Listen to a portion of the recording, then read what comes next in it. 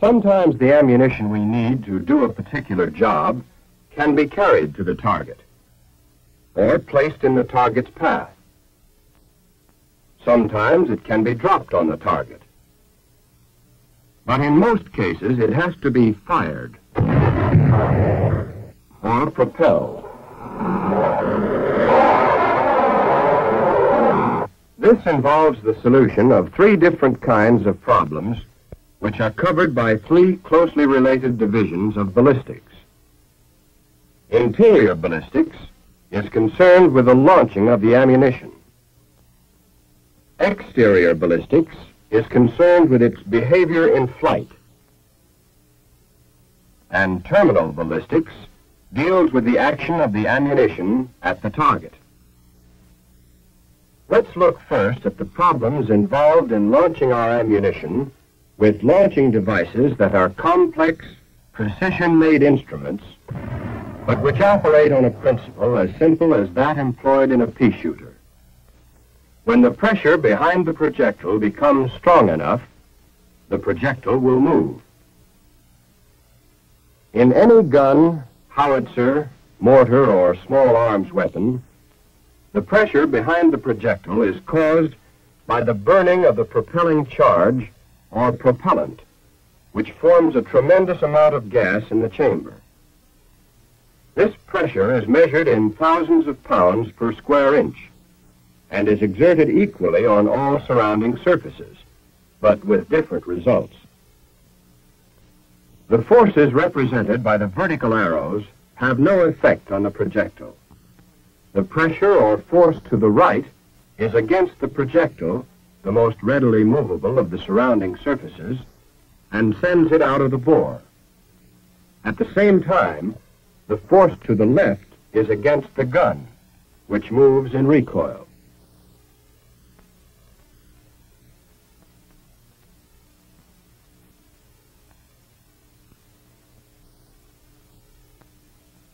By making a few changes in our simplified gun, we can see what happens when we launch a rocket. In effect, the lightweight rocket replaces the gun, and the lightweight gas replaces the projectile. The pressure inside, being equal in all directions, forces the gas out of the chamber at an extremely high velocity. At the same time, the pressure exerts an equal force to the left to propel the rocket.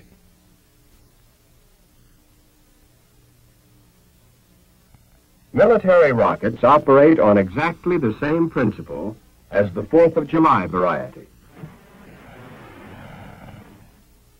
The bazooka also uses the rocket principle, while the recoilless rifle is a combination gun and rocket. The propellant used in guns and most rockets is some form of nitrocellulose, commonly called powder. Modern powder is made in grains, the grains taking many different forms to get the various pressures needed in the many different modern weapons.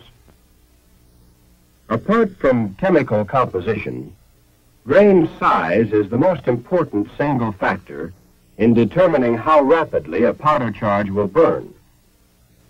Just as wood shavings will burn more rapidly than the same weight of logs because there's more burning surface exposed, so will small grains burn more rapidly than a large grain of the same weight.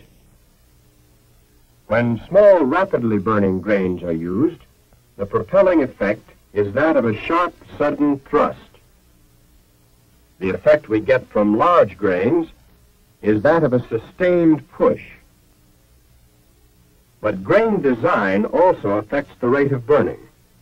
In general, there are three types of grain: a large grain with 7 holes, a medium-sized grain with 1 hole, and a small solid grain called a degressive grain. When ignited inside a gun, it burns fast and the pressure rises rapidly. As the burning surface decreases, pressure is generated at a slower rate. Here's a graph to show pressure action during burning. The degressive grain produces a very high pressure quickly. but the movement of the projectile tends to let the pressure drop off rapidly. The medium-sized grain with a single hole is called a neutral grain. In this form of grain, the burning is slower at first, but the burning surface remains constant during the burning period. Thus, the maximum pressure is not as high as with the digressive type, nor does the pressure drop off as sharply when the projectile moves. The large grain with the 7 lengthwise holes is called a progressive grain. Here, the burning surface increases due to the number of holes. The pressure produced is not as high as with the others, but it falls off even less rapidly as the projectile moves. This grain is preferred in modern high-velocity weapons because it gives the projectile a steady push, produces higher muzzle velocities, and has a lower maximum pressure than is possible with other types of grains. There are many other grain designs, the fast-burning powder sheets for mortars, for example. Neutral tube-shaped grains for certain types of rockets, as well as a variety of other kinds, each designed to provide the particular burning characteristics best suited to the weapon concerned. Now let's see what kind of pressure action we need for different guns. When we burn a suitable charge of progressive grains, the pressure is moderate and sustained, sending the projectile out of the bore with a continuous push. This kind of pressure action is just what we need to get high velocity in long-barreled artillery. But now we'll see what happens when we use the same charge in a short-barreled weapon. There's considerable muzzle flash, and the powder continues burning even after the projectile has left the bore, indicating that energy is being wasted. For a short-barreled weapon, a small digressive grain should be used. This builds up maximum pressure quickly to accelerate the projectile in a short space without undue burning afterward. This kind of pressure action is just what we want for low-velocity weapons, such as mortars or pistols. But if we use digressive grains in a long-barreled gun, there's a chance that the higher maximum pressure produced will blow it up. For a rocket, we need a low, steady pressure, so we use a special neutral grain. The low pressure will not burst the lightweight rocket, yet give smooth acceleration. For the V-2 and other large rockets, it's better to use certain liquid propellants, mixing them at a constant rate to assure constant burning.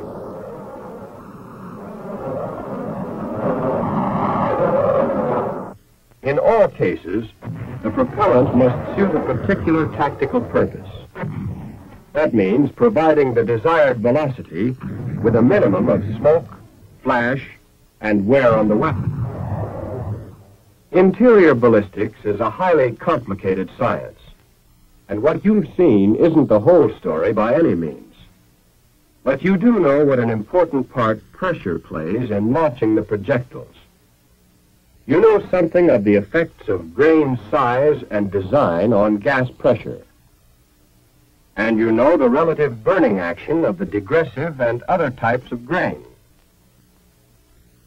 In other words, you've got a good idea of why and how a projectile leaves home.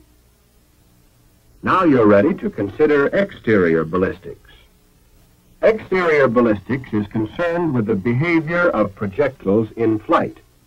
If we could fire a cannonball, influenced by no outside forces, it would continue forever in its original direction at its original velocity. If we add the force of gravity, the cannonball follows this sort of path or trajectory. By adding air resistance, we get this result, and the range is shortened still more. To overcome air resistance and get greater range, we might streamline our cannonball, stretching it into a projectile. But look what happens. Our projectile tumbles, and the range is shorter than ever. We need something to stabilize our projectile in flight. One solution is to equip the projectile with fins. The use of fins solves the problem very effectively for mortars and some types of rockets, and the result is much greater range. Having the projectile spin is another solution to the tumbling problem. This, however, causes the projectile to swerve from a straight course, drifting to one side according to the direction of the spin. That isn't as bad as it might seem because we know it's going to happen, and we allow for the drift in aiming. To get the required spin, spiral grooves are cut in the bore of the gun and a soft rotating band put around the projectile. The band engages the grooves and the projectile rotates or spins.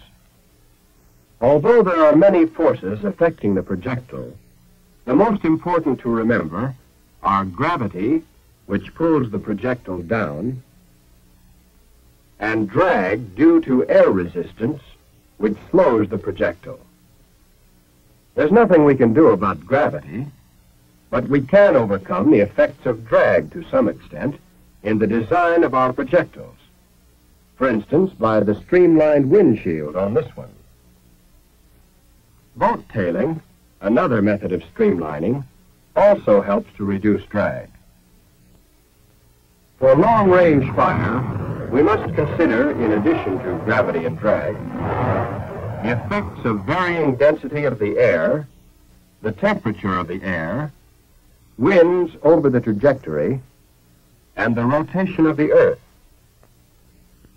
The basic problem of the exterior ballistician is always the same: to study, improve, and predict the behavior of projectiles or missiles in flight.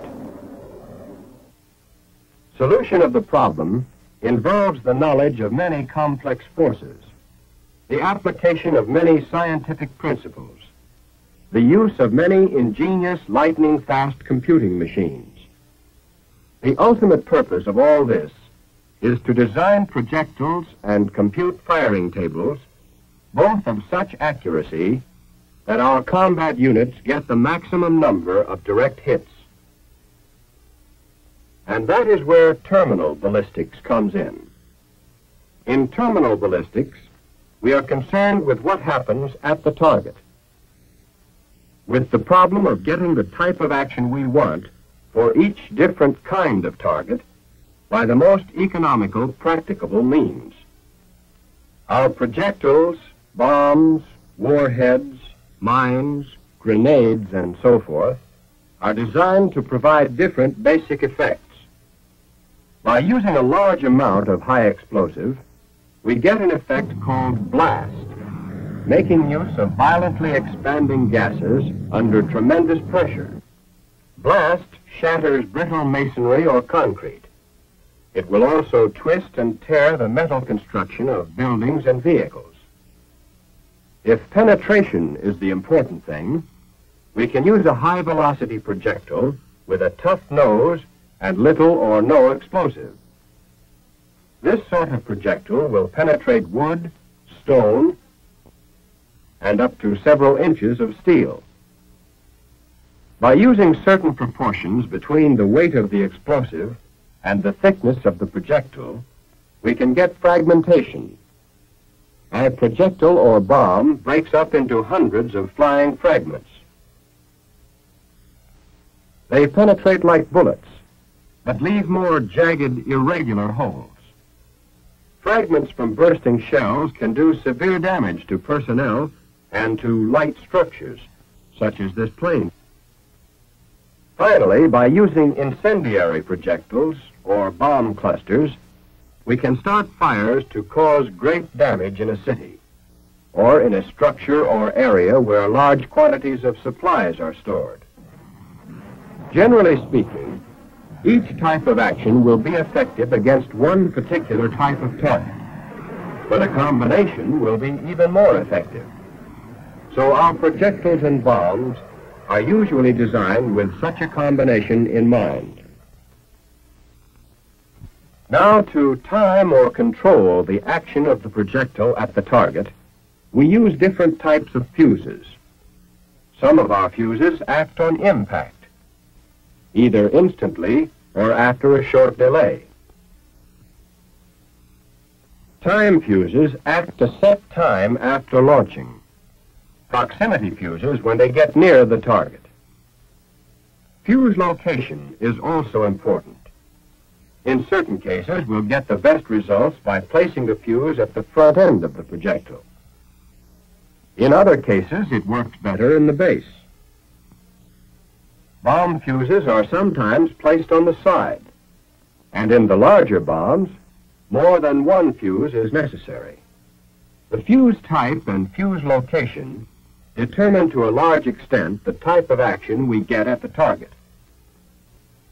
Now let's consider a typical application of these fundamentals of terminal ballistics in dealing with an enemy plane.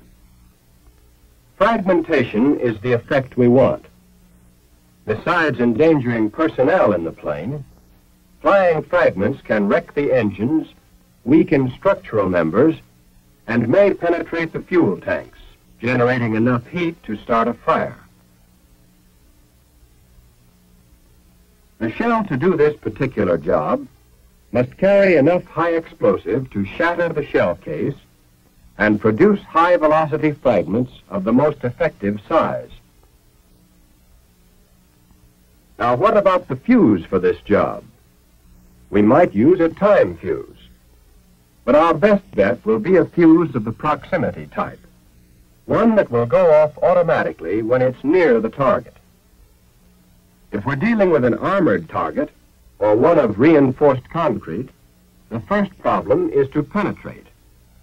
So we need a tough-nosed, armor-piercing projectile that will be strong enough to withstand impact, one that will penetrate without breaking up. Fragmentation is effective after penetration, so a small explosive charge is added. In this case, the fuse must be placed in the base of the projectile and should have a short delay action after impact. The combined effect of penetration and fragmentation gets both the pillbox and its occupant. If we don't have high velocity, we can get penetration by sharply focusing the force of the explosion. This is done by the proper shaping of the high explosive charge.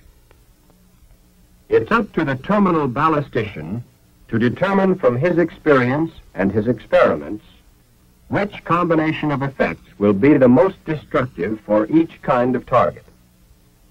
And there are other elements to be considered by the terminal ballistician. In all cases, the ammunition he prescribes must be suitable for mass production. It must also be safe to handle, transport, and store. Technically, it must present no impossible problems in any phase of ballistics. The first concern of the interior ballistician is the safe and successful launching of the ammunition. The important point to the exterior ballistician is predicting its behavior in flight. By means of firing tables, this information is passed on to the appropriate using units. They, in turn, must launch the ammunition with full confidence that the terminal ballistician has provided it with the proper destructive potentialities at the target.